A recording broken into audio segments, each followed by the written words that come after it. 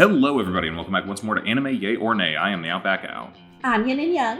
I'm Chibi Noob. I'm Envy Jetters. I'm Jiren Cosplay. And I'm Cozy. And we're back with more of the Elite Eight. The battles continue as we pit whole brackets against each other. The champions colliding to become the bigger champion of the overall tournament. Who did we have this week? We had the Collect 'em All 2 Electric Boogaloo champion, Cardcaptor Sakura, and the I Just Can't Wait to Be Queen champion, Sugar Rune. Fatigued? Anybody? It's been a long day. It's been a long day. Slightly. It's been a long fucking week, quite frankly. Actually, it's been a long fucking 2 weeks. Yeah, it's been a bad month.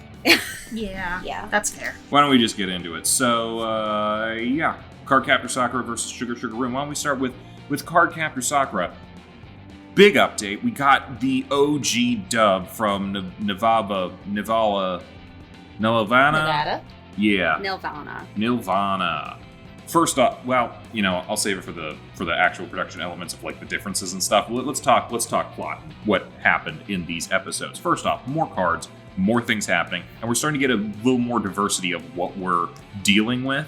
We had a homie episode where Sakura had to clean her house, but then a tree grows out of it, and it's spurred on by the wood card and the rain card, and the rain done poured on the wood and got it huge, and so she had to deal with that.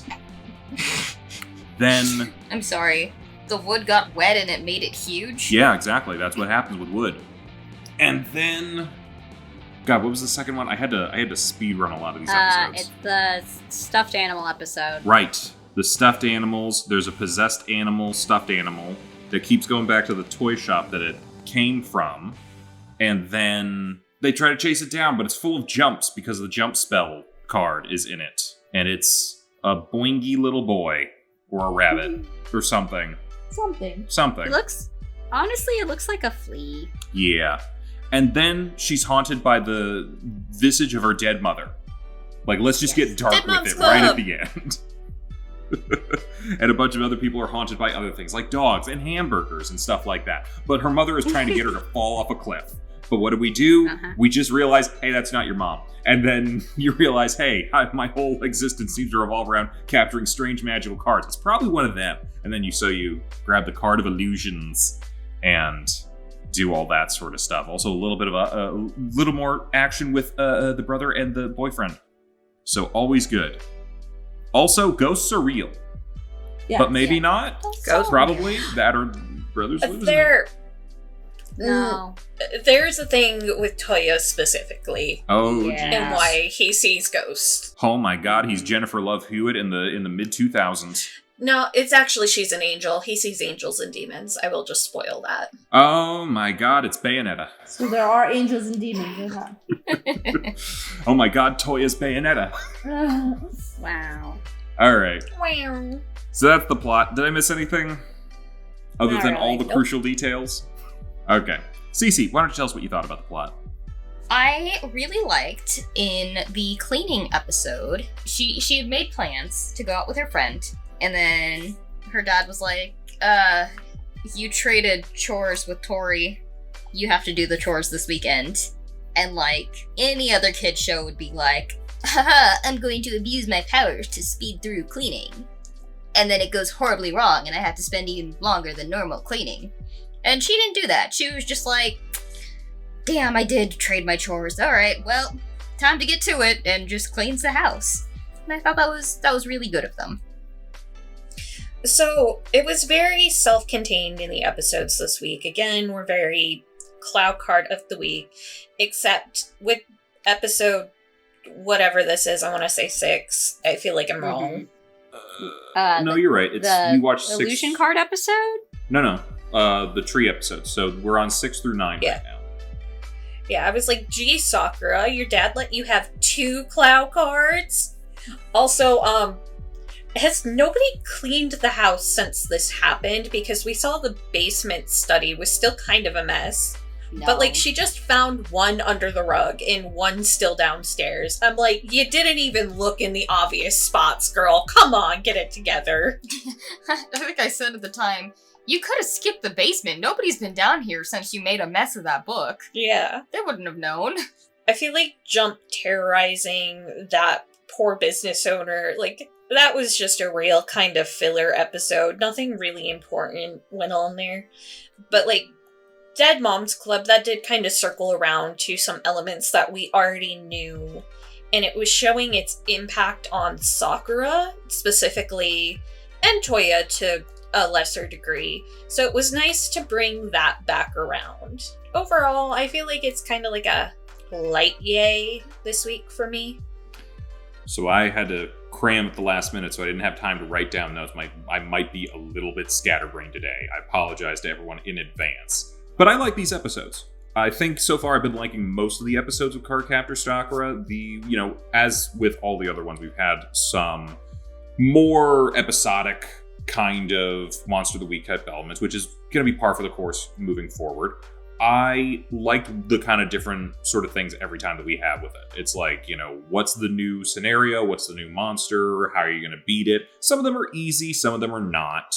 But we're getting a nice sort of span of different kind of things that they do, which is great.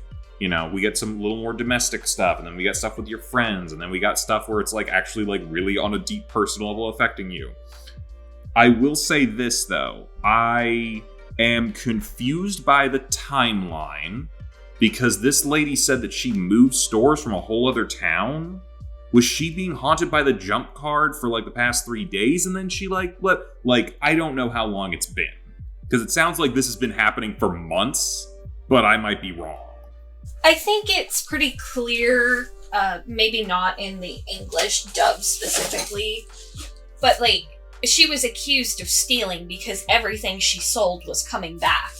Yeah, but I'm still... She would have had to clear out pretty quickly. I get that. But I'm still like, okay, how far away did this card go? Like, other side of town far away? Or like a whole different town far away? Because like, this kid's still in elementary school. She sounds a little older in this stuff, but she's in elementary school. It's going to be like very difficult to get to some of these places if they're going far and wide. But yeah, that was kind of like my only hiccup with it. Overall, though, I think I'm a full yay on this. I still am very much enjoying the show and the different kind of things that we're dealing with every week with them. I would give it like a light yay. I enjoyed these episodes. I think they're very strong, episodic kind of stories. I liked the cleaning episode with the jungle in her house or whatever. And I enjoyed the plushie thing. And I think the one with the mom brought in like a bit of a deeper, more serious story to it as well. So, and I think it added like some character stuff for Sakura too. So I feel like these were like pretty strong episodes. Of course, they don't have much in terms of an overarching plot or anything, but I think a lot of these shows and a lot of this particular show's episodes are just more episodic. Like, that's just the nature of the show. And I don't think that's bad necessarily. And I enjoyed these individual episodes. So I would give it a light yay. I would also give it a light yay. I'm not gonna really repeat anything that's already been said because I basically agree with what has been said so far. So, yeah. Kind of like what everyone else is saying. These are, mostly self-contained stories. The first episode, dealing with the cleaning, I thought was, entertaining, and I did kind of like how they addressed at the very end, like once the vines and the limbs disappeared, it's like, oh yeah, that's gonna cause the whole house to be destroyed. So yeah, we gotta. I thought like as soon as like the tree disappeared, where they were gonna be like, oh yeah, it looks fine. Nope, the house is a mess. Like we gotta work twice as hard now to clean it up. The second episode, I wrote down some things. So like the woman, it seemed like she didn't even unbox anything by the time Sakura and her friends came back to school. So it's like it took you all like. It's one thing if it took you all day to set up, but it seemed like you didn't even unbox anything the entire day. It's like, what did you do the entire day? And why did you decide to open the store if you hadn't unboxed anything? Like, your optics are not that good. Like, you're not very good with business sense. I did kind of like how the jump card, I feel like the tire, in the final battle, that it almost felt like the card just kind of just gave up at the end. And this is just me, I also kind of liked how they formed a giant toy, kind of like that one episode of Danny Phantom, where the Christmas episode where they formed the toy, the giant toy monster. I liked that. Yeah, and like everyone said, the Mother Ghost episode, was, emotional, and it addressed not only what Sakura is feeling about the death of the mother, but also the older brother. So I did like that. I know they probably did it for plot's sake, but like the boyfriend just happened to walk by that exact road underneath the cliff at the same time Sakura fell after she got hypnotized. It's like there's coincidences, and they're just being extremely lucky at the same time. No, there's actually a plot-driven reason that happens. Oh, really? Well, I'll be damned. But yeah, yes. Overall, it's a light yay for me. All right. Cozy, you seem to be wanting to mention some stuff. How about you talk a little bit about characters? First and foremost, Tomoyo, still my MVP. Still think she would have been the best card captor. She's like on top of this shit. We got more healthy sibling dynamics between Toya and Sakura, which I love to pieces, because they don't always have a smooth relationship, but you never are in doubt that they do love each other very much. And we also kind of see how Toya's been a little parentified this episode, where, for all intents and purposes, even though their dad is alive, their dad is not very much of a parent, and Toya kind of stepped up. He's kind of like Sakura's mother at this point. He filled that void for her. We did start to get some of his supernatural angels, demons stuff, which will be a much larger plot point later on down the road. But it's a really great arc, so I'm very excited it's starting. We had such great moments with Sakura going deeper into her feelings, again with the Dead Moms Club, but even just like her sense of personal responsibility. She had no reason to help the business owner, and she was still just like, no, you're someone who's struggling, we are available to help, we'll just do it. And overall, I feel like her sense of responsibility for the Cloud cards, specifically in this iteration of the dub, comes through more, because she's not really like fighting it or like a very reluctant hero. She does pick up on it, and she's like, I'm the only one who can do this, so I have to, because I can help. God bless, Caro is so much less annoying. Holy fuck, I hated the other dub's version. Caro is like the cool kinda uncle, I guess. He just feels so much more expressive, and I don't know how else to phrase it. He was very flat with the other dub, so I'm yay on characters this week. I'm definitely in agreement on like how you felt about like the new version of the dub, but I'd probably say most of my thoughts on that for production. I do still like everything that's going on here. I like the overall progression that I'm seeing, mostly from Sakura, from like those first episodes of like not wanting to do this and then gaining her footing, and now she's like fully in it, and I'm like, okay, awesome. Now we get to see you as like, maybe not the most experienced card captor, but a card captor who knows what she's doing now, and that's making me happy. Like, I feel like you can tell the difference between like episode 1 and now, where she's been thrown in the air a couple times, and she's just immediately like, oh, I know what to do. I'm gonna throw out the fly card, and I'm ready to go. And it's like, you know what? Fantastic. I like seeing this progression. I like the supporting cast around her still. They all contribute something, whether it's a little bit of comedy or a little bit of support for like what's happening on the adventures or your personal life kind of thing. It's very nice. Everyone's got a nice little thing. It's full yay. I like these people. These are good people. Yeah, I would give the characters a full yay as well. I like how she's progressing and coming into her own as the card captor. I like her friends. I think they're not annoying or anything like some supporting friends can be. I like her family too. It's rare that we see a good family in anime. I think her like sibling and all of that is good. I think it's good that we address her dead mom, because sometimes there's just a dead mom, but it's not really spoken about, and the kids kind of just on their own there. So it's like, I like that her world feels full of people, and that it feels like it really does. I don't know. It feels like she's a 10-year-old. So a 10-year-old who just happens to be a magical girl, and I think it's fun, so it's a yay.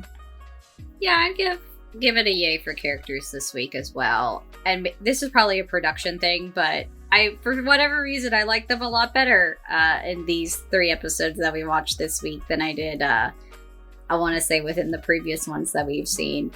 But yeah, I love the fact that Sakura's just going, like, head on, trying to fight the cards, like, the ones in her house.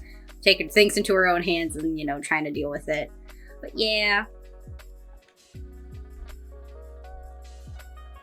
I still like Sakura, you know, she's a sweet 10-year-old girl, you know, she helped out the store owner when she didn't need to, you know, she did her chores when, you know, she didn't fight it too much, and she has a, you know, a caring side about her mother and stuff like that, and I like all the other characters too, so, and you also get a mix of Cloud Card. Some of them can be real dickish, and some of them can be nice, so you never, it's almost like a Pokemon or a Digimon. You never know what type of personality they're going to get. So, yeah, it's a yay for characters.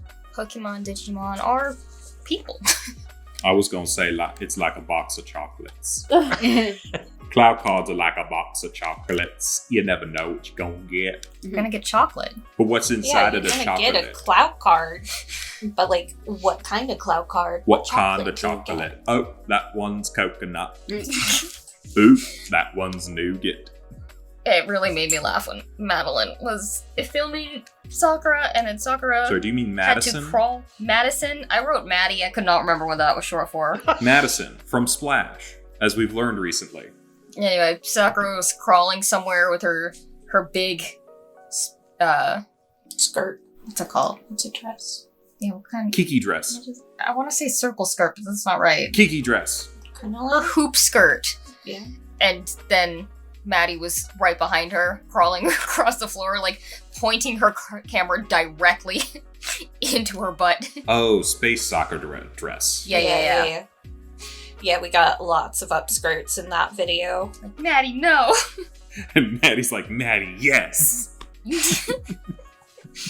She is canonically lesbian. Oh, I couldn't tell at all. And then the bear's new voice made me realize how expressive his eyebrows are.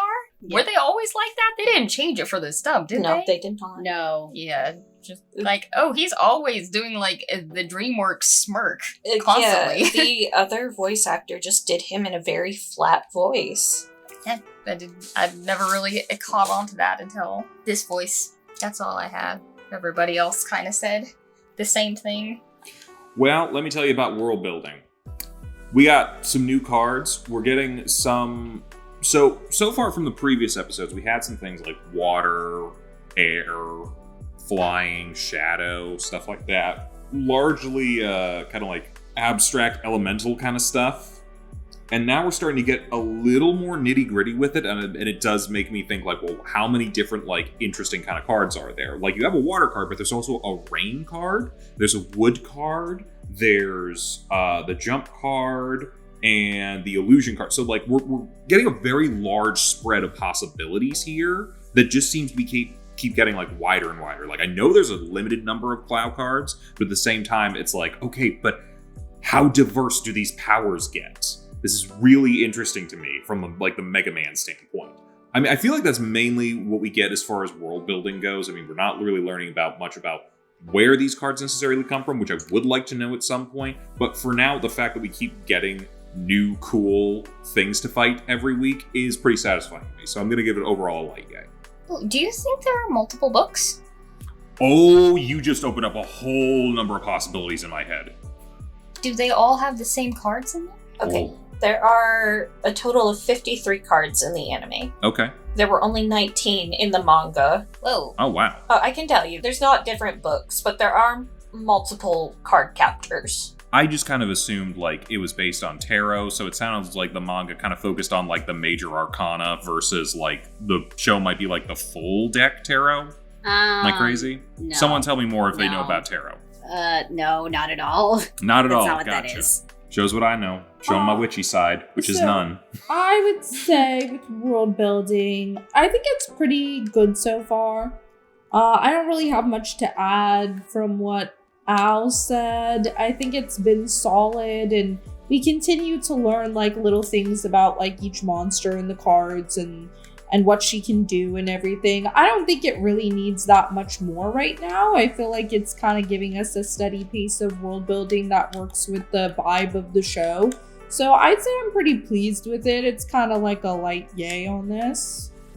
Yeah, I will also give it a light yay. Aside from like the intricacies of the cards, we also get another supernatural element of its like angels and demons actually exist, with the fact that Toya's basically, I guess, psychic, or at least a medium of sorts. I don't know. I think he's a large.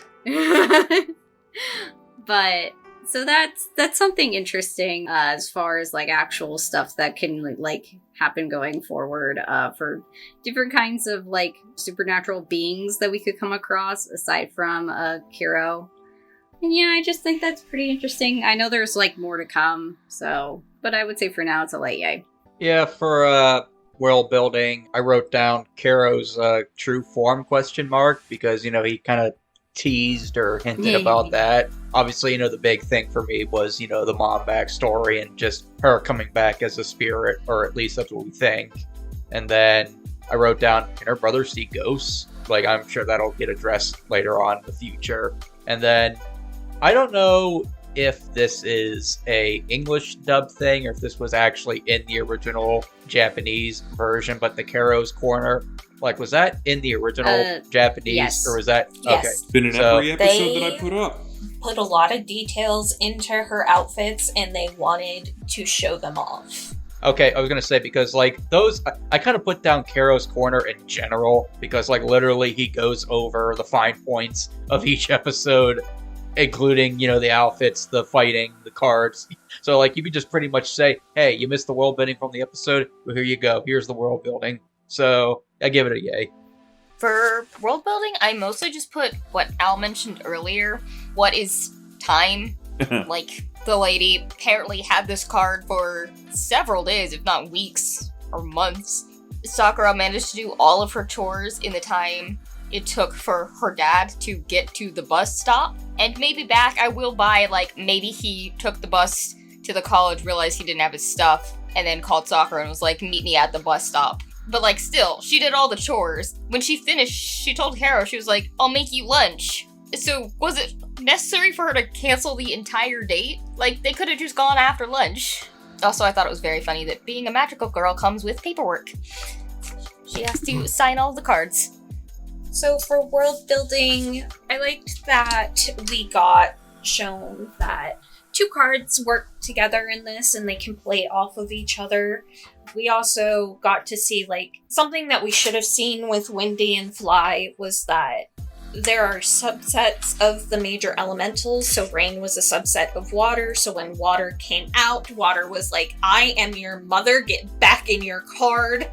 I don't think it has come up prior to this, but I do like that we finally introduced the signing the cards to claim ownership mechanism, because that is actually a very important plot point. Once the Cloud cards are signed, they are then Sakura cards, because they are her cards. Oh. And that hasn't come up prior to this. I don't know if that was cut in the dub we were watching, because it's very important that she claims ownership, as you saw. If she just left them without claiming ownership, they can still do whatever the fuck they want. I'm not really sure, so I know this current dub that we're watching is actually heavily edited. So I would assume with the, like, more, I would say, accurate dub, which is the newer one, that they would have included that element. But I think, like, episode 4 sounds about right for where they would put that in. Because I don't remember seeing it at all. I don't remember seeing it in any of the previous ones, and we're like on... Are we on 4 through 6? We are on 4 through 6. I apologize. I said 7 through 9 recently, earlier in the episode. Yes. I apologize, everybody. We're on 4 through 6. It feels like something you should maybe bring up in episode 1 once you capture the first one. Hey, sign your name to it so you can control it. That took 3 seconds. Yeah, you would think. Kira's bad at his job. But the fact that we even, like, touched upon it at all, like, in the amount of length that we did in this 4th episode, I feel like that's the first time they're bringing it up. It did feel like that, yeah. And yet it maybe felt like it wasn't the first time for this stuff, because it sounds like Sakura knew. So, yeah, might be a problem with the modern dub. I don't know. But, yeah, so the Clow cards left in their original form, they still belong to Clow Reed, who is the originator of the cards. So she has to claim that ownership to get them under control. Also, just a small thing that I love that keeps coming back up, that chore chart. It's everlasting. It's so realistic to have in a family where you're all kind of doing tons of extracurriculars. So like Toya has 8 million jobs, Sakura has a couple different clubs, and their dad is just never home. So like, I like that consistent thing that keeps coming back, and consistently Sakura never fucking reads it. Oh, she can't read. Nice touch. So I'm a light yay here. Alrighty. Yin, you want to take us into production? Yeah, so for production, I feel like not much has changed here since the last time we watched it. I think it's still consistently good. I like the designs in this. I like the outfits. Like they have the little outfit showcase at the end of each episode, which I think is cute. And I think her magical girl design's really good. I like the designs of the monsters too, and seeing each one come about every week. So I would say it's overall solid in terms of production. The dub, yes, this one was better. I'm glad we have the new dub. Overall, yeah, I would say it's like a yay on this. I like the animation. It has that like very cute old school feel. Very, very magical girl. I love it. It's a yay. I would say production for me is a yay. Again, art style's still nice, music's still good. This new theme song that we have is very early 2000s, late 90s anime dub opening, which I'm gonna be really honest, like since this is the one that I grew up with, it has a little special place in my heart. Despite the fact that it's a little bit cringe. Yeah. It felt like the Pokemon opening. It did, yes. The voice cast is much better than the newer dub. And I don't know, maybe that's a little bit of nostalgia bias, but the voices just fit so much better. And I don't know, I guess like they have more personality. Hiro definitely has more personality that actually goes with his eyebrow wiggles. And I don't know, I just have a preference for this one. So production-wise, it's a yay for me. I really don't have a lot of thoughts. It's, the same animation, the same card. Well, not the same card powers, but, you get the, you see a card, you see it, the cards interact, and you have to fight them or deal with them. And then, the animation's fine. I really don't have much else to say. Just, it's fine. This dub is very Canadian. I don't know if you guys picked up on it, but there's a couple stories in there. Yeah, so Nelvana is actually a Canadian production company. I think it was also connected to Ocean Group, which is also, like, Canadian, was, like, some of the early people for, like, the Dragon Ball Z dub. I don't know if you noticed, but also their little logo thing was a polar bear, which for some reason is a very Canadian thing. Yeah. Why? I don't know. Okay. What? Maybe it's California. Those are brown bears. Okay, the bear is like a silhouette over the night sky. We have no idea what it is. Okay, I wasn't paying attention to It's a polar bear. Okay, it's a polar bear. Anyway, it just made me laugh every time they were like, sorry. Also, this isn't necessarily a negative point, but the bear kind of sounds like a douche in this one. Who, Kiro? Yeah. That's kind of the point. He sounds like a surfer bro, yeah. He's like your chill stoner uncle from California. Oh, so maybe that bear is from California. I don't think he did drugs. He's not necessarily like a douche, but like, he's not mother henning her. Like, he's her friend first and foremost. I don't think my cool uncle from California did drugs.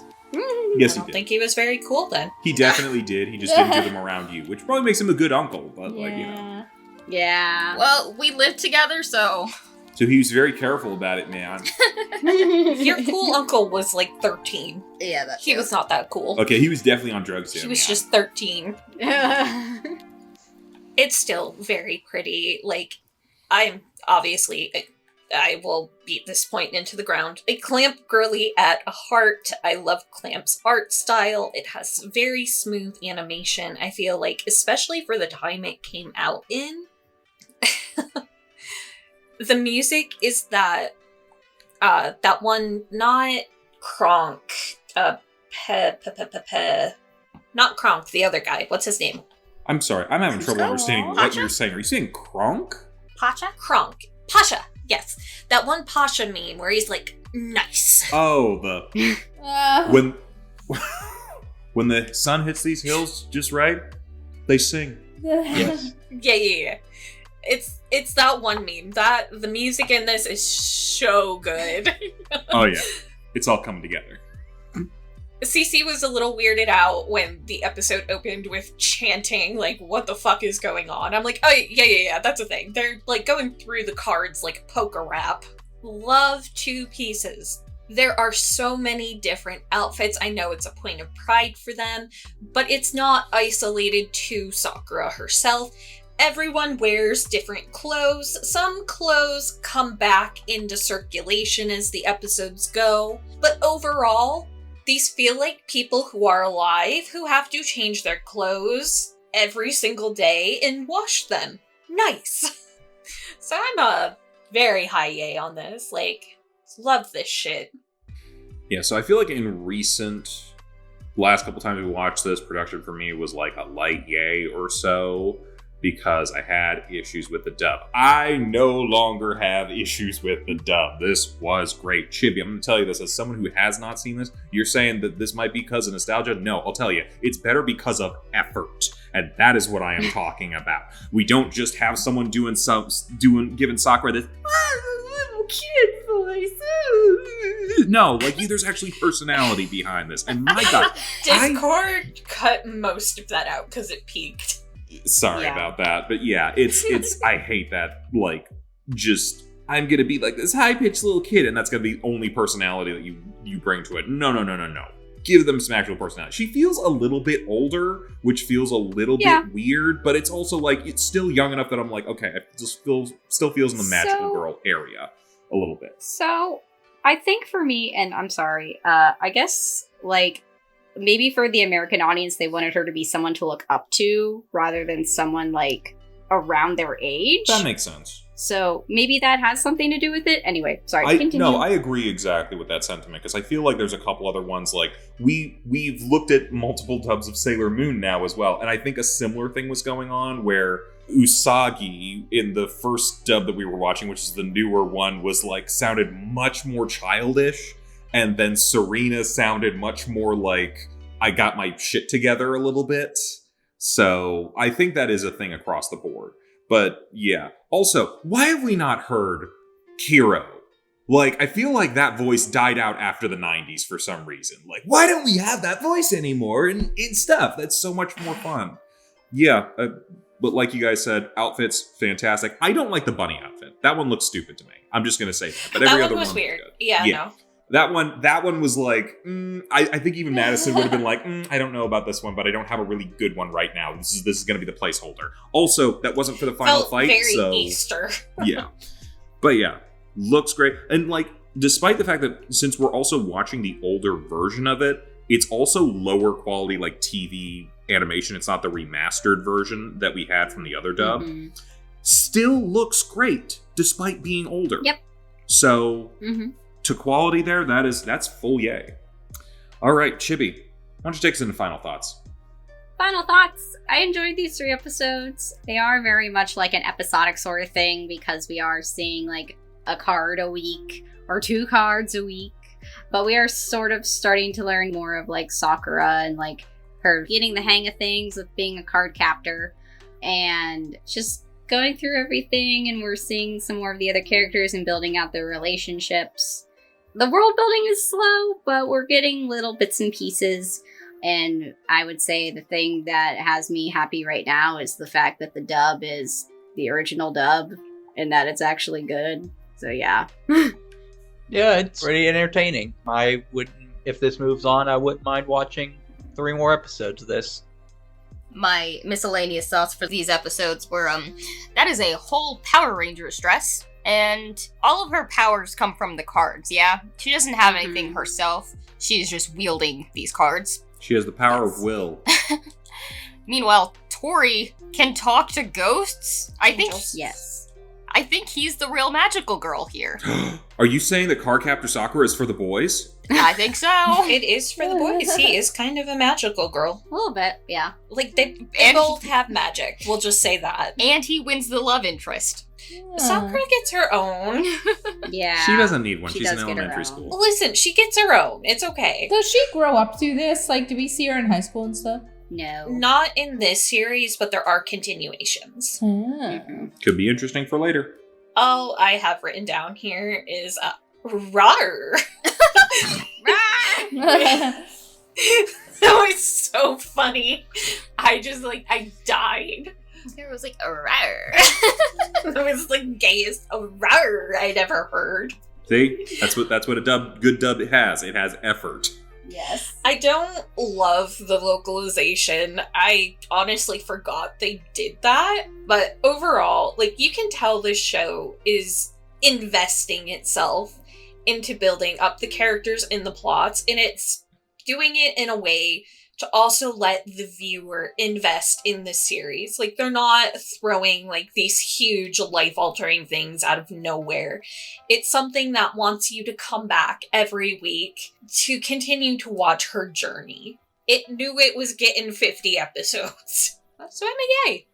Yeah, speaking of week to week, I feel like, every week, because we know what's coming up and all that sort of thing, I feel like every time we're coming up on this bracket, I am anticipating Cardcaptor Sakura because I have been enjoying it, like, probably as one of the top 3s so far of the tournament for me. So, yeah, it has continued to do so. And now with the dub I actually like, full yay, man. Let's go. Yeah, I would also give this a yay. I've been enjoying it so far. I really like the animation. I like the characters. I think it's everything a magical girl show should be. So I think it has been very high for me in the tournament as well. And I continue to enjoy it. It's also something that I'd be interested in exploring the manga. I like Clamp's art a lot as well and have read some of their stuff before. And I would like to explore this one. I actually never had been exposed to it that much. I had only seen like a couple episodes in childhood. So I would like to actually get into this more. I think it seems really good. I give it a yay. Awesome. Yeah, that's also something, even though this is like card of the week, I don't feel like this is something you could just jump into randomly, which may have been why you didn't like it when you were younger. Who you talking to? Didn't like Me? it? Who? I did like it when I was younger. I just hadn't seen that much of it. But I thought it was good then too. Was it like a scheduling thing? Because like sometimes when you're a kid, you're like, I don't know how time works. I'm just putting a TV on. I don't know. Yeah, there were some shows I unfortunately just like didn't watch like the whole things. I don't know Yeah. why. I can't explain it. I was a child, but like I liked it. I just like hadn't seen that much of it. I feel like that unfortunately. is the explanation. You're a child. Yeah, I was Somebody- just like ADHD brain. I don't know. Do I know what's going to happen tomorrow? No. Uh, The TV might be on. I don't know what's going to be on it. I was just watching whatever was on. Yeah. But I liked it then too. Yeah. Were you not a Saturday morning cartoon person? One Saturday morning. Depends when you wake up. I don't know. What do you think? There were certain shows I watched all the time, but I don't know. There were other ones that just, I don't know, weren't on when I was on. I don't know. I feel like we talked about it. You weren't much of a Cartoon Network I kid. definitely watched like the Disney Channel and stuff most of the time as a child. Nickelodeon a little bit. Like Yeah. Cartoon Network a little bit if it was like Scooby-Doo, but like I didn't explore the channel. I don't know. We're going Yeah, 'cause off this topic. well, but- I'm just saying this was more of a Toonami kind of. yeah, like I think I didn't see it that often Yeah. just because. And if I'm remembering, This Scooby-Doo was was Saturday always morning ABC. Oh, okay. Yeah. Huh? I don't even ABC. remember. But might have depended Yeah. on I saw it in passing. I might have guess. depended Wait, on what where year? you were at. What I year? don't know. Yeah, what year? Young. Young? I remember watching this in like 2001. Okay. Okay, Yeah, we that were all was like babies. past my ABC Oh, I era. wasn't. I only know this because I was in first grade, and that is when I got my backpack and lunchbox for this. Lovely. Oh. Well, speaking of first grade, let's talk about its competitor, Sugar Rune. What's been happening with Vanilla and Chocolat? They've been collecting hearts and doing different things to collect said hearts. They got involved with a play. They started gaslight gatekeeping, girl bossing their teacher, and then they got into combat sports. Specifically fencing. I was hoping for MMA, but, you know. I feel like you left out the very crucial part of the play where they had truth-telling lipstick. Yeah, I was getting there. All of these events were also messed with by magical shenanigans. Like Cozy said, there was auto-truth-telling lipstick that somehow Chocolate was able to just put on other people at random. There's also a new fortune-telling book that gives them possibly not great advice, but maybe good advice. I don't know. It feels like one of those like, oh, the Oracle said this, and now it's gonna affect your decisions that will ultimately cause it to. You know what? I'm not gonna get into my whole issue with like prophecies, fortune teller kind of narrative elements. But yeah, did I miss anything from there? Or was that about it? Also, we might have an issue with Chocolate might be giving her heart away to some dude named Pierre, which is always a bad idea just in general. Anyone named Pierre, don't trust him. I don't trust the French. The revolutionists hate you. Now, come on, guys. You know why. They're the ones who made Canada. Anywho, Envy, I believe you're up for telling us what you think about the plot. Yes, I am. I actually didn't mind the plots to these 3 episodes. The first one, I liked how Chocolate learns a life lesson about love, because she still doesn't understand human emotions that well, so she learns more about love through the director of the play and the guy that's playing Romeo, so I kind of liked that. The second episode was just a riot the whole time, just them trying to entertain the teacher while their guardian Rockin' Robin is out, and so their familiars keep turning into a variation of Rockin' Robin to try and promote one or the other, and that was funny. And the teacher slowly losing her mind until the real Rockin' Robin shows up, and then even then, I don't know if she's just losing her mind or just horny for Rockin' Robin or both. And then the last episode, I kind of like how they made Chocolate and Vanilla work together on the fencing, but then they let Chocolate have her moment. But I also kind of like the fact that they let her lose, because realistically, there's no way, even if he was fencing one-handed with his less dominant hand, there was no way that she should beat him in just 2 weeks training. So I did like that. Listen, if Vanilla and it was a 2-on-1, I do think she might have had a chance. Oh no, if it was 2-on-1, but yeah, she had to be stubborn and take him 1v1, and I did like how they made her lose. I'll get more into it with characters, but yeah, I get it. He's technically in middle school, and she's technically in elementary school, so there's probably like a 3-year age difference, but it's still very creepy, the implied romance. So I guess I give plot a light yay overall. I said when the book that was giving advice, it's like, whoa, the cloud cards are going turbo. What are they doing in this show? Also, when Robin walked in on seeing the teacher and 2 clones of himself, I was like, that is the weirdest threesome he will ever see. I don't think so. I think he was into it. I think he wanted to be the last participant in the threesome and kick out the teacher. Yeah, but I think that would be less weird to him than this current situation. I think this is the weirdest thing. He did not seem very fazed. There really isn't much going on plot-wise. These are all very self-contained. Some episodes are character-driven, but I don't feel like any of them are very plot-driven at this point. Because at this point, we've kind of established everything the girls need to make this very episodic, where we're not carrying over a lot of stuff from the previous episodes anymore. Because we have the heart system, we have the familiars, we have how their magic works. So now we're very into the routine of, this is just what heart are we collecting this week? The girls are learning some lessons along the way, but I would focus that more in character. But I also feel like we're also seeing them not picking up on the human realm quite so much as we were being implied they were. Because, like, at the end of episode 1, I feel like they really still didn't understand what they did wrong there. So, yeah, I'm very meh on the plot this week. Yeah, I'm kind of the same. I feel like last time we did this, if I'm remembering correctly, I gave Sugar Rune a lot of compliments because I was impressed with how much they improved on what they were doing with the plot. And although I don't think they've, like, backslid or anything like that, I was a little less interested. It's gotten episodic, which, again, we can't really complain about. it's just how these shows work. So, yeah, but I guess now that we're not, like, it doesn't feel like we're progressing into something larger, now I'm sort of just stuck where we were to begin with, which is I didn't enjoy to begin with. So maybe that's backslide. I don't know.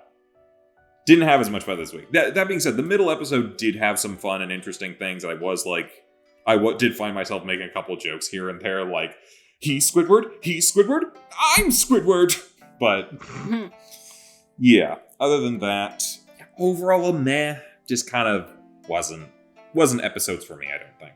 I felt similarly. I found some of it pretty funny and like kind of fast-paced enough and fairly enjoyable, but I don't know, it's not the kind of plot that really like draws me in or makes me like want to see what happens next or anything. It was okay. Like, I don't have huge problems with the plot, but I also don't have that much that I can say, oh, I really, really liked how they did that or anything. I think it was just okay. So I guess it's like a kind of a meh for me as well.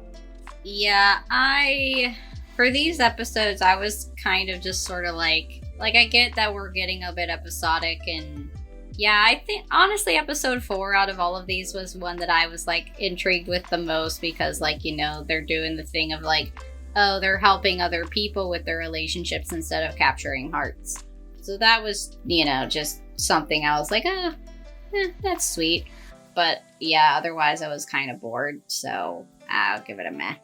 Okay, Cece, why don't you tell us what you thought about the characters? I wrote down one quote, and I don't even remember who said it, but I wrote down, fast, cheap, and excellent. The delivery driver. The delivery yeah. driver. About his service. I guess that's a new person. I just really enjoyed that line. Also, we looked it up afterwards because we were so uncomfortable. The girls are 12. Yeah. Pierre is 14. Yeah, I feel like we bring this up every single episode. It's only 2 years, but a lot of people online were like, it's so weird though.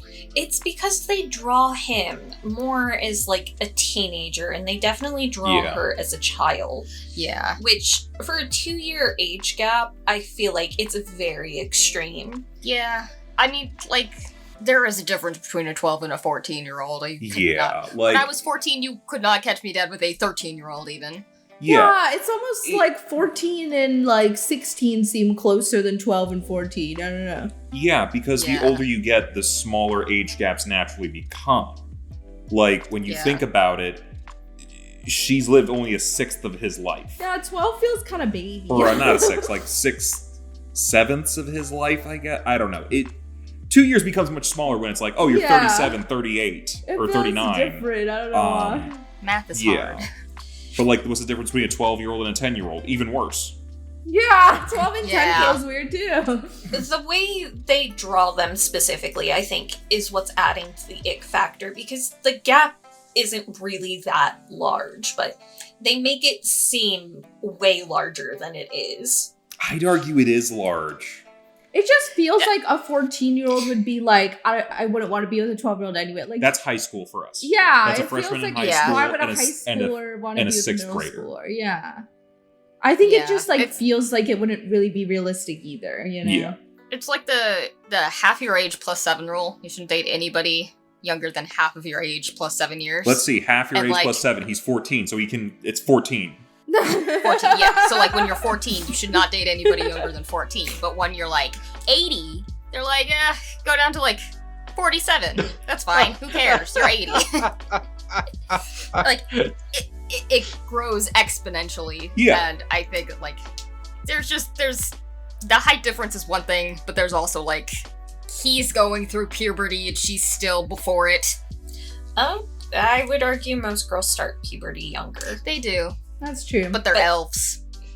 Yeah, but they do very much draw him like an adult kind of teenager. When I was looking this up online, a lot of people were like, I know it's only a 2-year age difference and he's 14 and still a child himself, but I'm considering this pedophilia. I'm like, yeah, that's kind of valid. It feels bad. So we did have some character-driven episodes. In the first episode, I feel like it was trying to teach them the lesson of why it's important to not forcefully make people out their feelings when they're not ready, but I don't feel like that clicked really well for either of the girls. They both at the end of it were kind of just like, man, humans suck. Well, I mean, they're not wrong.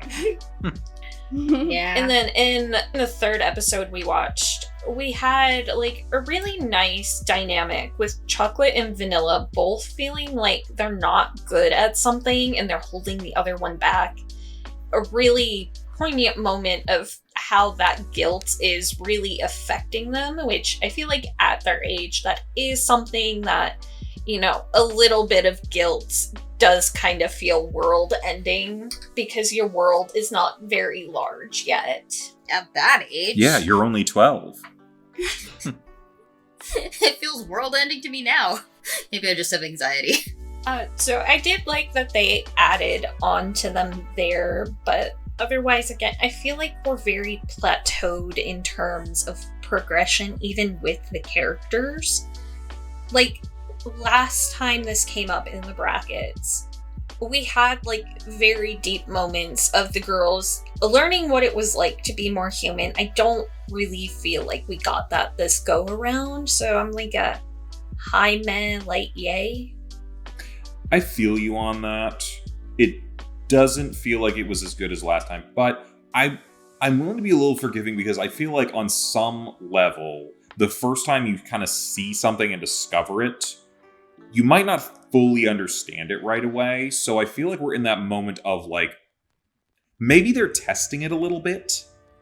Because like, what was them like learning about the forcing affection kind of thing and all that sort of stuff? That had to do a lot with what them making the hearts thing. I'm almost wondering if this is sort of an experiment thing where it's like, okay, we're not involved other than how we will affect these people. Let's see what happens when we push them together. How does that... I feel like they're studying humans a little bit, which is kind of interesting, but also not.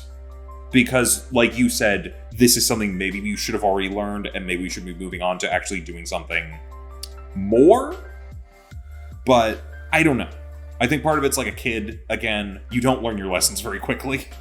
I will say this, Robin's been fun. So that's nice for when he's there. I did like his little thing with the fencing thing. Like, he's so terrified of these children with weapons that he's like, I'm just gonna get further and further away. I'm like, you know what? He's not wrong. It feels like he's only scared of the actual fencing sword, like nothing else. I mean, come on. If you put a fencing sword in Chocolate's hands, wouldn't you be scared? What he is scared of is that his face is going to get scratched. Just to clear that up for you guys. Yeah, Matt, that's the moneymaker. He's worried his beauty will be damaged. Hey, man, you gotta protect what's paying them bills. You know what I mean? I did like, hey, here's one bit of progression that I could say that we had. Chocolate's figuring out there's more ways to attract people and make them love you other than just being like vanilla. So, progress? A little bit of progress? I think it's enough for me to give it a light yay. I do think good stuff's happening here. I'm on a personal level a meh, but I'm like, I can acknowledge that there's some good here. I like when she says stick. Alright, that is pretty good. Yeah. No other notes. No, just stick. No notes, just stick. Hey, listen, you know what? If anything, that says that this show is for the boys. Because when I was a little boy, the most important thing in the world, you go out in the world, go find yourself a good ass stick. If you found that perfect stick, you're never gonna let that stick go. I'm not gonna repeat things. I think there's progression with the characters, particularly with Chocolate, but yeah. I would say it's a light yay. So as far as characters for me, I still love Chocolate. Chocolate, she's great. I also felt we got more development for Vanilla. Like we saw her trying to overcome her fears a little bit, try to help Chocolate with the fencing initially, so that's good. Rocket Robin's great, but again, I think it's mainly because I love his voice actor, but whatever. I like some of their classmates. Pierre is a creep, and I hate to say it, but after watching them it's episode 6. I think they were introduced in episode 2. I don't like both familiars at all. I find them both annoying. I forgot about that. Vanilla's familiar, she's the snooty bitch that thinks that Vanilla's great, and the frog I just find annoying in general. Like I'm not usually a fan of those types of characters that just like there's a way to do annoying comic relief well, but I just find him irritating. But yeah, overall I like the characters minus the two familiars, so I give it a light yay. I genuinely had a reaction when I saw the rat was having a rat tea party. I'm like, oh no, they're multiplying. Yeah. And I also do gotta agree with the end. I do like how both of them say stick. Best part of the show. So good. Just stick. I miss piss. You miss piss. Well, we got stick. Stick is Piss good. fart. That's a line you can say out of context. Cozy, I miss piss 2025. You may not have piss, but we have stick. We have stick at home. Stick at home. All right. Cozy, why don't you take us into world building? What'd you think? Okay, first of all, I just want to say, fuck you all. I immediately ran to the kitchen to, throw my dinner together really quickly, and I had to, dart back out here because you guys went through characters so quick. What was there to talk about, though? Really? Yeah. Sorry. Eat your food. The only thing I have put down in my notes is chocolate. Sharing cosmetics like that is super unsanitary. Oh my god, yeah. That's true. She was just slapping that lipstick on everyone. We got cold sores. We got mono going around. Listen, we all shared lipstick in theater in high school. Yeah. We did all get mono, except not me, because I was already out with the swine flu. When we did theater in my school, we applied everything with Q-tips. That's actually pretty That's smart. That's how you're supposed to do it in a big production. We would just leave them out, and people would be like, whose lipstick is this? I'm using it. Ew. Jesus Christ, people. This is just reminding me of Daffy Duck during Space Jam. This goes against everything I learned in health class. You want to win or not? Bottoms up. Other than that, I mean, we have the fortune-telling book now, which I feel like does add an element to the world. I'm not quite sure what element it is adding, because it doesn't seem super helpful, but it is there, and it is expanding on, the tools they use, I guess. So, again, I'm a pretty meh here. Yeah, pretty much the same thing. Magic items are fun. New kind of spells and different things that you can do. Fun. This doesn't really have to do with this show. I don't really like the whole prophecy, fortune teller, here's the thing, but it's always so vague that it's gonna... It's like, hey, had you not known about this, you probably would have done better off. It's like getting the prophecy actually causes you to fuck up more than had you not had it and just tried on your own. Like Anakin. Yeah. I genuinely feel like had the oracles never said anything, Oedipus never would have killed his father, and then it just never would have happened. We never would have had the story. But whatever. It's like, this is your fault. The only reason this happened is because you put it in motion. And then you're going to say it's fate. No, it's you. It's you, asshole. But I don't think it's as bad as that. I mean, I agree, though, because if they didn't have the prophecy of rely on someone who's close to you power, they would not have had the familiars imitate Robin. Yeah, admittedly, it did lead to fun shenanigans, but it is one of those things of can you just not rely on bullshit? You know what I mean? I feel like I shouldn't hold it together. I know it's a trope in a lot of different things. It's more of my issue with the trope than of the actual show. But they're using it in the show, so maybe it is my issue with the show. I don't know. I'm overall a meh. I feel like there's interesting possibilities here. The fact that they have a magical item dealer now, interesting. Okay.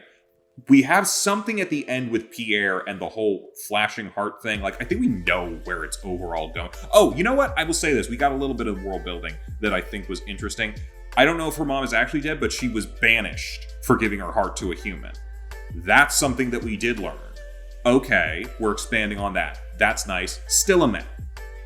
Yeah, I think we got some more like tidbits about the world that Cozy and Al already mentioned that I thought were pretty good. I feel like we got like a good deal of world building here, and I enjoy like the concept for the most part, you know, with the hearts and while they can't be like, they can't have their hearts stolen, they can only steal other people's hearts or whatever, you know, it's like interesting overall, and I think it's a good setup for the show still, and I think they're doing something with it, and it's like tying in well to like Chocolate's character, which I like. So I'd say it's like maybe a light yay for world building. It's been pretty okay so far. I would say like a light yay for world building. The only thing that really stood out to me was what Al mentioned with like the item shop sort of deal, and then like also the fact that their familiars can transform into different people, so like that shows like more of their magical abilities. Again, I think it's like a pretty light on it. Maybe I'm just wasn't paying attention quite as much, but yeah, I'd give it a light yay. Yeah, like Al mentioned earlier, the magic delivery system, I was thinking it's almost like Magic Amazon, and like Amazon wishes it has that instant delivery, because that was what, like 10 seconds after she ordered it, and she, you know, spread the magic paper to place the order, and then literally like 10 seconds later, oh hey, here's your package. It's like, wow, damn. I know it's magic, but still, I thought it would take at least a little bit of time. But yeah, I mean, overall we got what Al said earlier about Chocolate's mom. That was interesting, and you know, just the different magic and the different ways the characters interact with the world. So yeah, I give world building a yay.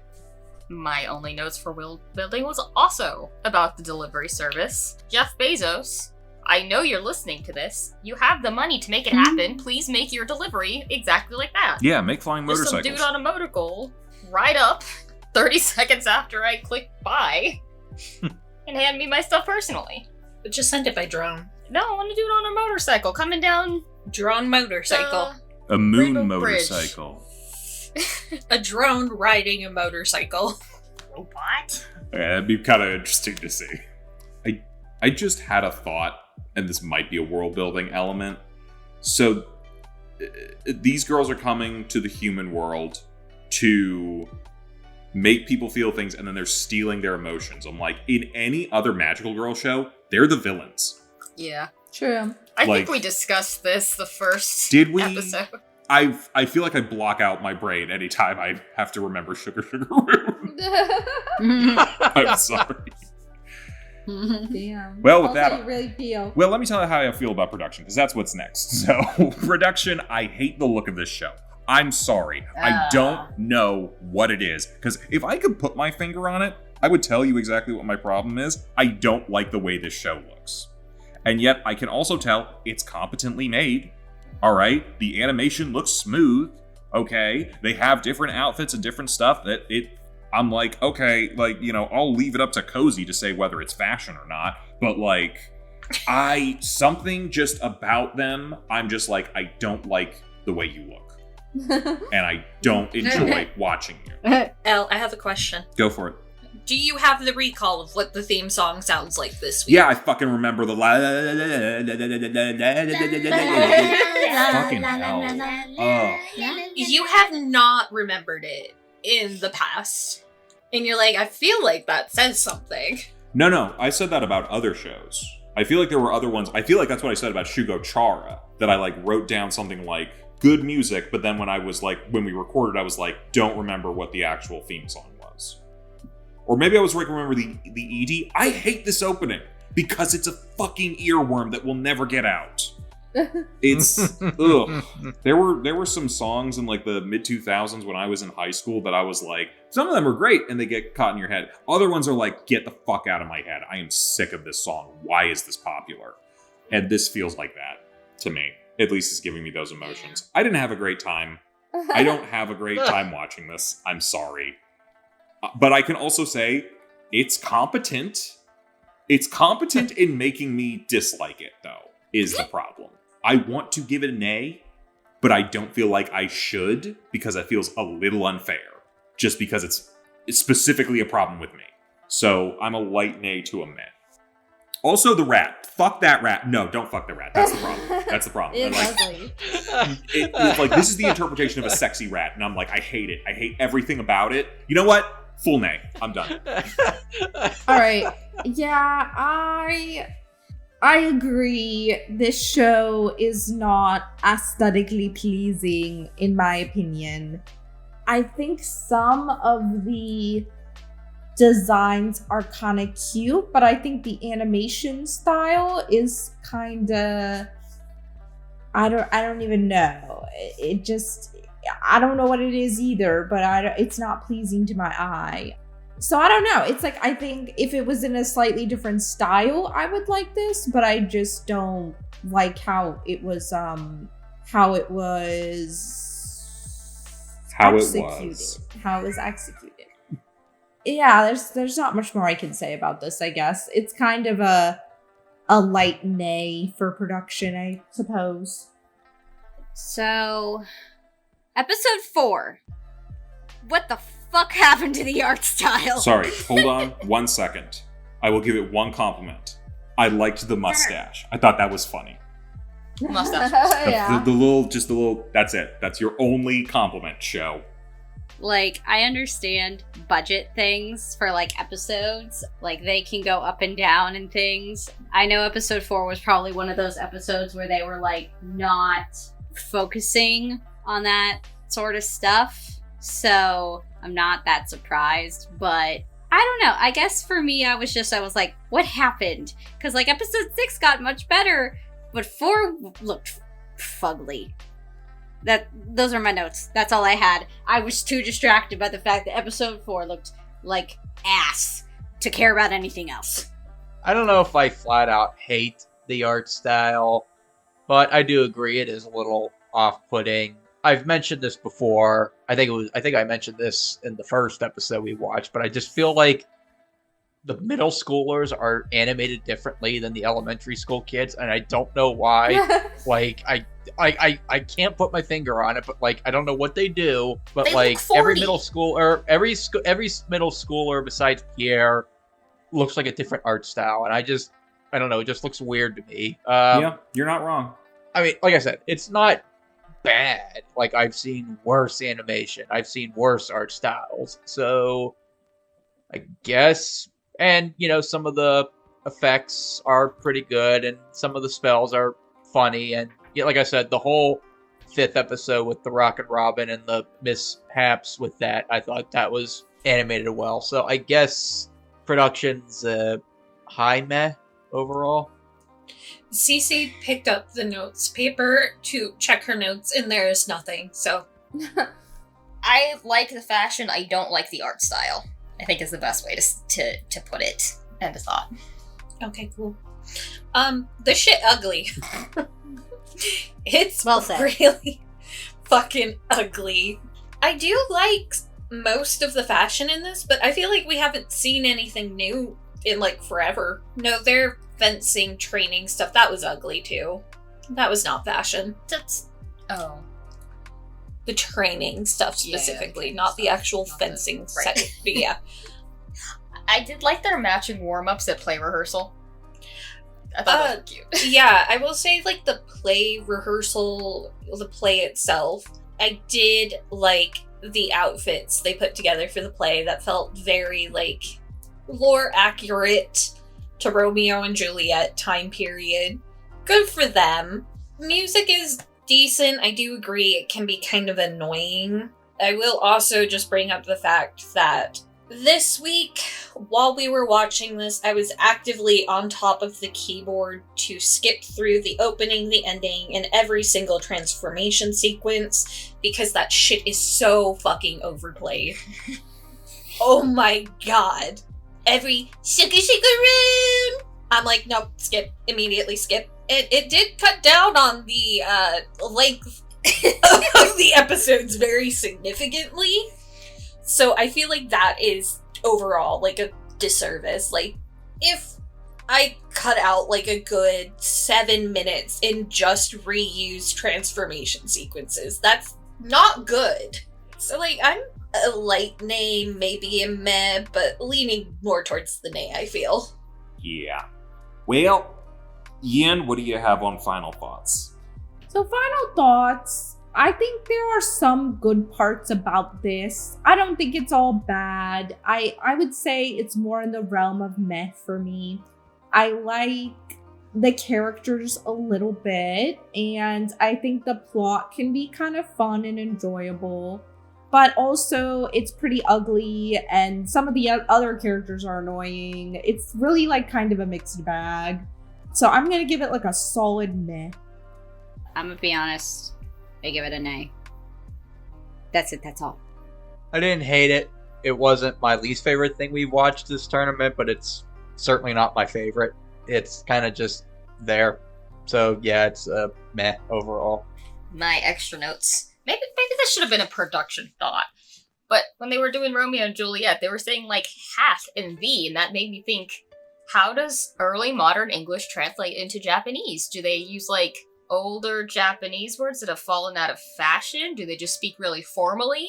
How did that work when they were localizing it to themselves? They actually just started speaking German.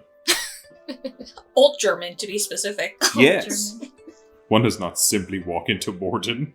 Do you know what's really funny? Old German is just Old English. Yep. Yeah.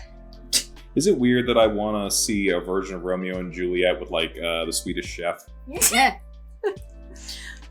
Never. My other note was, one of the episodes, it starts with Chocolate walking down the street humming to herself, and she's humming the theme song. No. And this was like right after the theme song Right after ended. the theme song, so it's super hard to miss. And it just made me think, not to bring it back to Emperor's New Groove, but he's humming his own theme music.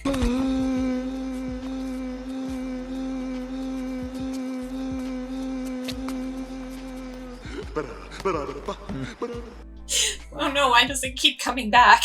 Oh, yeah. It's all coming together. It's all coming together. There were moments I found funny, some genuinely, some ironically. I didn't hate watching it, but I do kind of like dread the idea of sitting through more of it, you know? Yes. Like if somebody else put this on, I would keep watching it, but I will not go even remotely out of my way to keep watching it. So I guess I give it a meh. There's nothing like overtly wrong with this. It has its target demographic, and I feel like none of us are it. I'm sorry, Al, it's not for the boys. No, I it's don't not. feel like it is for the older girls either. Like, I feel like this is really meant for younger girls, and it shows in, while some anime, manga, whatever, can overcome that and still appeal to an older audience, I feel like this is very limited by who they were targeting. Like, if you're into stuff like Sugar Sugar Rune, like you like things that are kind of like childish, I feel like this would be right up your alley, but I can confidently say at this point, like, it's not really for me. So I'm a meh. I like childish things, and I don't think it's for me. You don't like stuff like a 5-year-old would. Like fucking Bluey. Bluey is one of those things, though. Everybody likes Bluey. That's a bad example. It can transcend its target audience because it actively puts stuff for an older audience in there because they know parents are probably watching it with their children. This is something little girls put on while their parents are still working and they came home from school. So every week, like, we know what's going to come up, so it's like you can kind of like anticipate what you're going to be like dealing with. Every time the Sugar Sugar Runes come up, I've been like, ugh, I gotta watch this again. Like Cozy said, nothing's overtly wrong about it. It's just, I don't like it. And I think to your point of like, there's stuff that's made for kids, and then it's like, other stuff is like, it's like, there could be stuff made for kids that's still appealing to stuff. I liked Magical Do-Re-Mi. I would have been fine if that would have continued, but I think it was up against Princess Tutu, which is far superior. So, yeah. But this is not Magical Do-Re-Mi. It's not fun for me. But again, like, it's a thing of, like, it's just a me thing. Like, this is just not a show that I'm going to like. So I don't feel right giving it a full nay, because I know it's just a me thing. Partially. I know it's happening to everybody, but, like, I feel like I'm just saying it's... Yeah. So I'll give it a light nay. Alright, well, someone's got to get the fuck out of this tournament.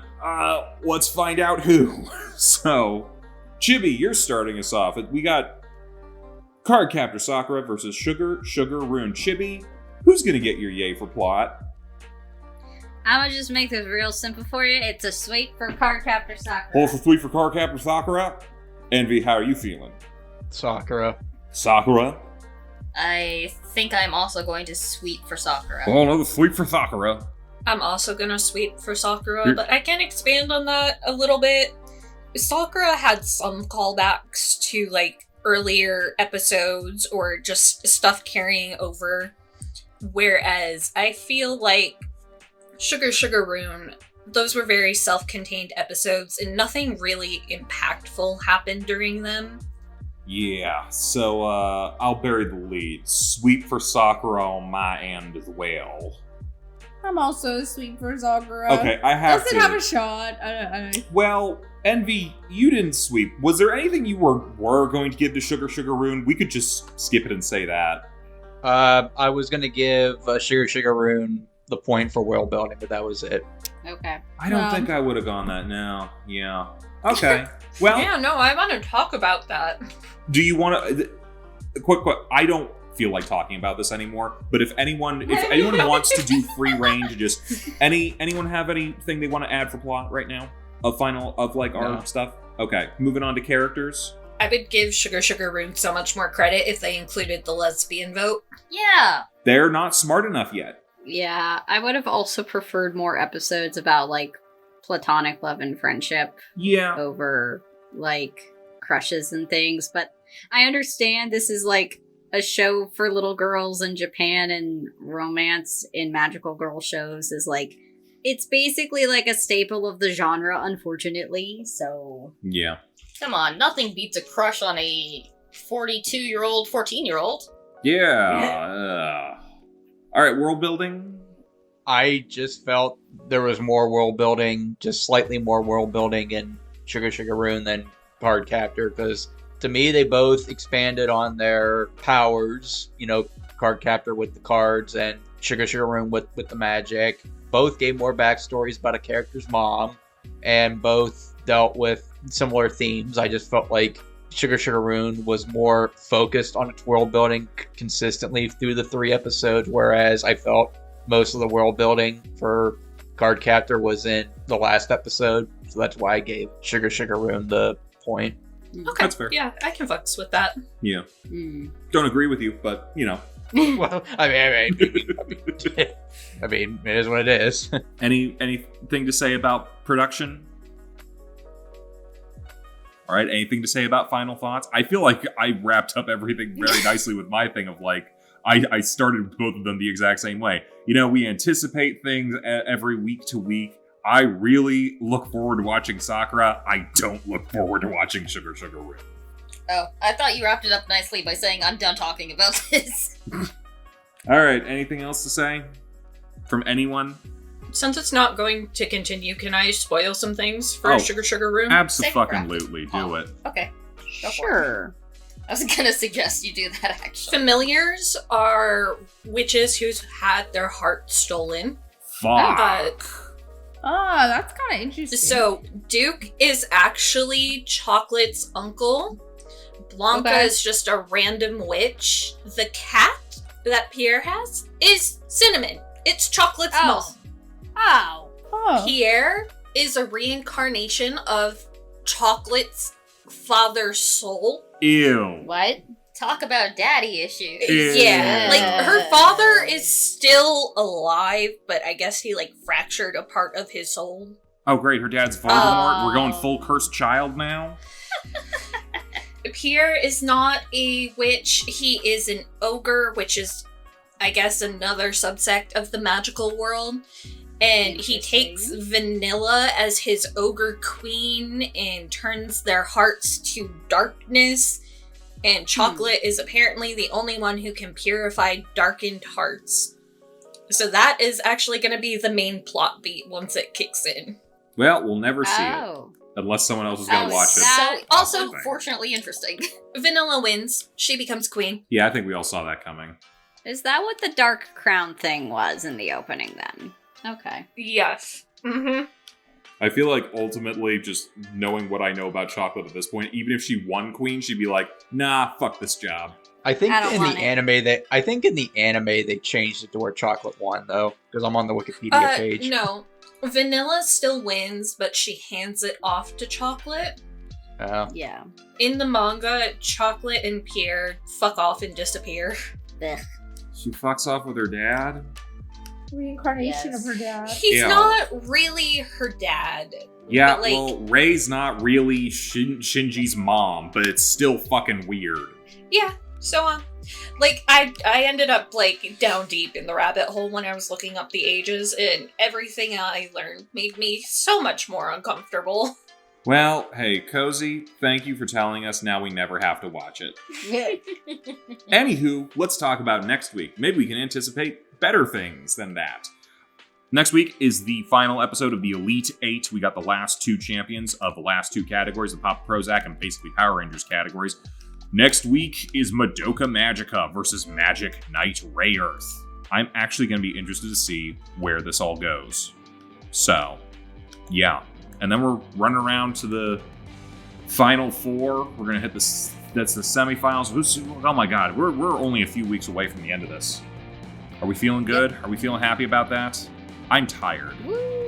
I don't need to go into it. You people watching know some of the stuff that's happened with the channel. You know some of the crap that's been going on I've been complaining about. But there's more stuff that you don't know about that's happening just in personal lives. It's just like, when it rains, it pours. My god. So... Yep. Hey, Cece, how's the blanket coming? Or how's the scarf coming? Scarf? I'm getting a little nervous now that you just mentioned how close we are to the end. Just hurry the fuck up. But I am working on it as we speak. Good. I'm a quarter of the way through week 4. Oh, wonderful. So you don't have to pick colors anymore. You can just, like, blast out the rest of these with numbers. Yeah, that's been my biggest hang up is, like, trying to decide which colors to do for which show. So, like, once I get through week 4, it'll be really easy. All What's right. the black and red? Natural Rural Site. Makes sense. Okay. Well, awesome. Good to hear progress is being made and all that. We'll see you guys next week for Madoka Magica versus Magic Knight Rayearth. Bye-bye, everybody. Bye! Hey, thanks for watching, and if you haven't already, be sure to subscribe and ring the bell icon for notifications. If you enjoy this video, give us a like, and if you haven't already, check out some of our previous episodes, our daily gaming videos, or our parody series Madoka Magically Abridged. See you next time!